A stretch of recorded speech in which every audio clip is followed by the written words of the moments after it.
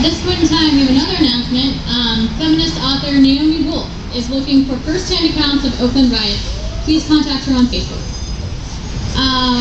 At this point in time, I'd also like to let you know that if you are doing a voter registration form, please turn them in by 2 p.m. tomorrow in the Student Government Board office. That's 848 William Pitt Union. The Student Government Board member that was accountable for that now has to go to a previous engagement, so just make sure you do that. 848 William Pitt Union, 2 p.m. tomorrow afternoon. Next up we have Studi Pandy. She is a student at CMU. She lives 2 blocks from the Cathedral of Learning and was arrested. Thank you.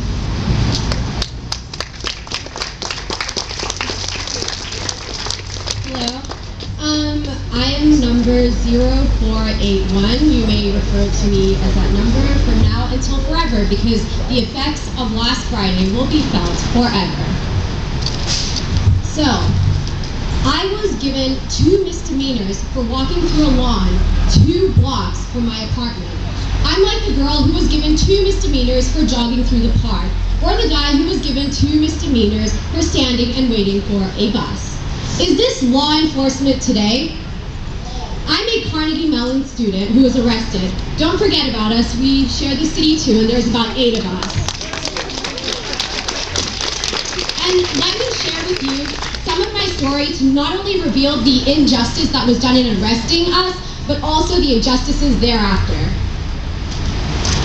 You are already aware of how we were tracked, so let me continue from there. Eventually, I was zip-tied and put in a police wagon with 2 girls, also from CMU. Scared like never before, we held each other and meditated and told funny stories.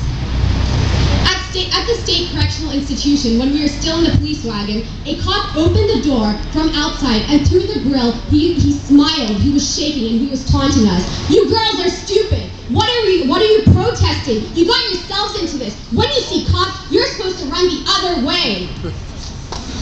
Then he slammed the door and left, purely for agitating purposes. On the freezing jail bus, some 20 girls were kept in zip ties for 5 to 6 hours. The first 4 hours, no one was allowed to use the bathroom. A girl turned white and was shaking violently. Only after repeated insistence of some half an hour, they took her off. The officers came on and said it was our fault that we were on the bus for so long because we weren't taking our jewelry off.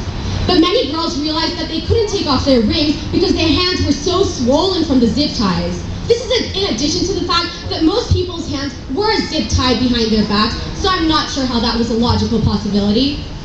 As I was taken off the bus, I looked into a camera and said G-20. And then I was frisked by a female officer, while multiple male officers stood around, ogled, and whispered comments to each other.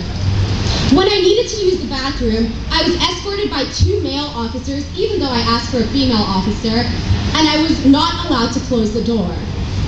I was kept another 6 to 7 hours in a holding facility where I was denied water. This is just a peek of the experiences of myself and others from that night. Arrestees are shaken. We've lost our hope in 911. We've lost our hope in the police. The legal system seems dubious at best, with the courts giving attractive pleas to make the non-guilty plead guilty.